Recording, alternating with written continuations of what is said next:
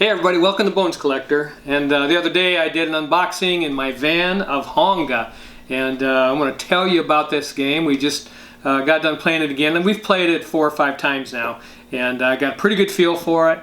I wanted to tell you about it, what I thought about it, and as I covered in the unboxing video, the components of the game are wonderful. A nice thick game box, and the card quality is good, big chunky wooden pieces in the game.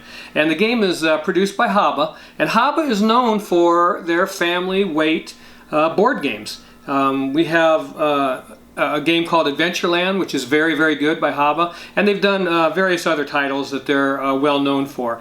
But this is their newest one. It's called Honga, and hey, it's a blast, folks. It's a very light family weight game, but it's a lot of fun. And you can play it 2 to 5 players, but it's a race around this points track.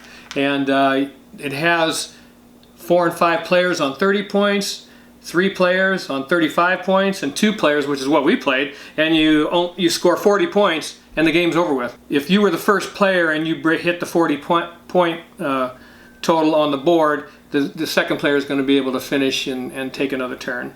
But yeah, so it's a race to 40 points. First one to get there, and that's what you were trying to do in this game. And here's how you do it. First of all, this is a first player marker. It's a campfire, and it's pretty cool. So you hang on to that when you're first player. And then the game, the action selection mechanism are these cards. These round cards. You take one off the top, and it has some hands on it. And the hands are how you make your action selections. And one of the things you have to do when you make your action selection is to make sure you pet Honga. And this is Honga. It's a nice chunky wood piece, tiger or saber tooth or whatever, but he's pretty cool looking, and you must pet him, because if you don't, he's going to get mad. He's going to come over here and he's going to start eating the resources off your player board, and you don't want that to happen. Or maybe you do. Sometimes if you want to do something bad enough and you don't want to pet Honga, you're just going to have to pay the price to bring him over if you don't put one of those hands towards him. So when you take one of these discs on your turn, you want to choose which action that best suits you at that point in the game. And you can gather resources by going here, pointing the hands like that. If you played that card like that, you would get 1 fish and 3 water. Of course, you wouldn't be petting Honga, so he would come over to your board.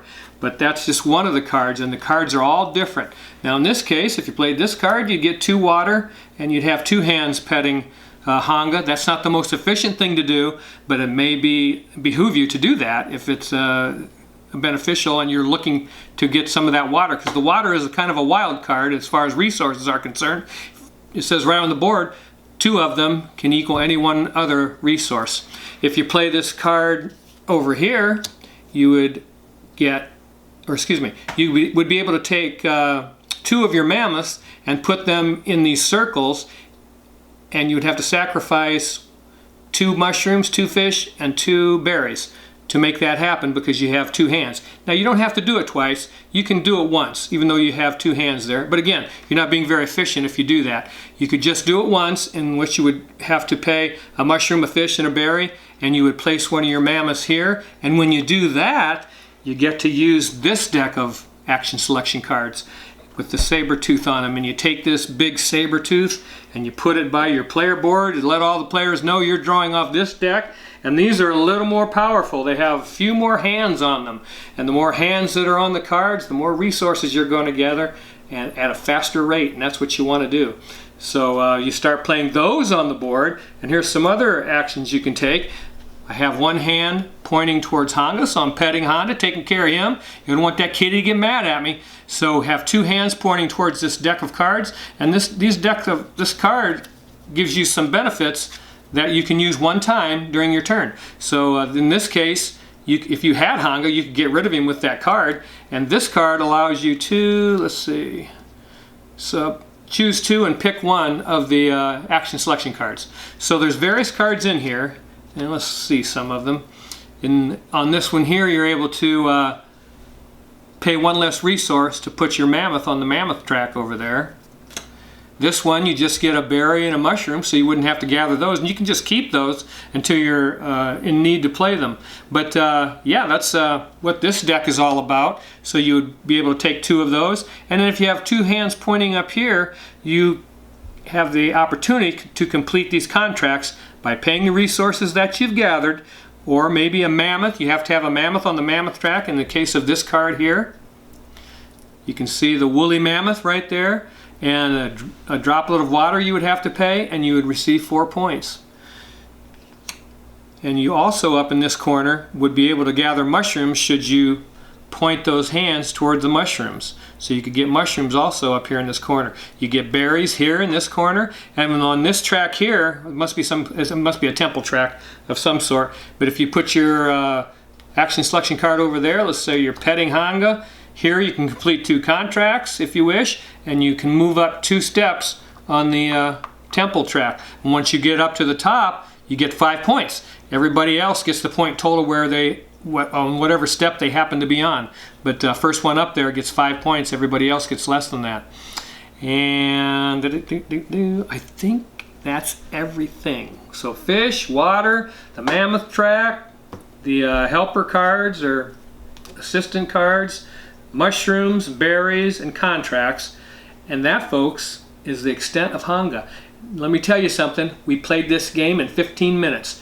So we've set it back up again, and we played it again, 15 minutes. So it's a very quick game, 2-player. Now it's going to take longer if you have 3 and 4, but 2-player, we can whip this thing out in 15 minutes, and I really, really like that. Again, there's times when we just want to play a game fast and have a little fun, and so we're going to keep this game, even though again it's a family weight game. But I have young grandchildren, and you might have young members of your family where you have an age group span of children to adults. And this is a perfect game for something like that. So I wanted to tell you about it because I really like it, and I can't wait till I get my family over and play this with them because I think they're really going to like it. The board is nice and small.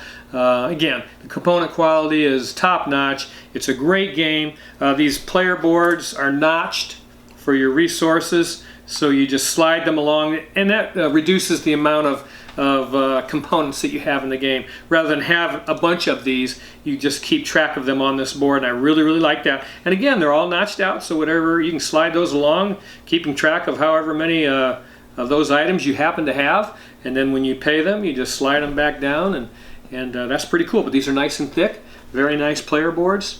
I like this game. It's a keeper for us, and I hope that you get the opportunity to try it out. Again, it's a light game, but there's enough here to keep you thinking because you're trying to beat the other player at the same thing. You know, we're all trying to get that 40 points, but you're trying to make a combination of the temple track and gathering resources and completing these contracts, getting some of these helper cards or bonus cards, not bonus cards, but helper cards.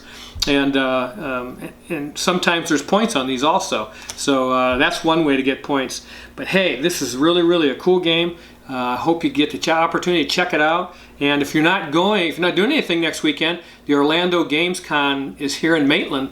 Get a chance.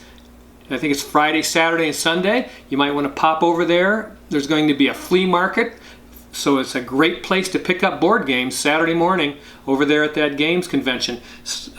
Hey, check that out. It's in Maitland. Orlando Games Con, I believe it's called. Make sure you please like and subscribe. If you have any comments or questions about this game or the Orlando Games Con, just leave them below the video, and I'll try and get back to you before this coming weekend. I love every one of you. Keep on board gaming. It's the best hobby on the planet, and I'll see you the next time on The Bones Collector. Bye-bye.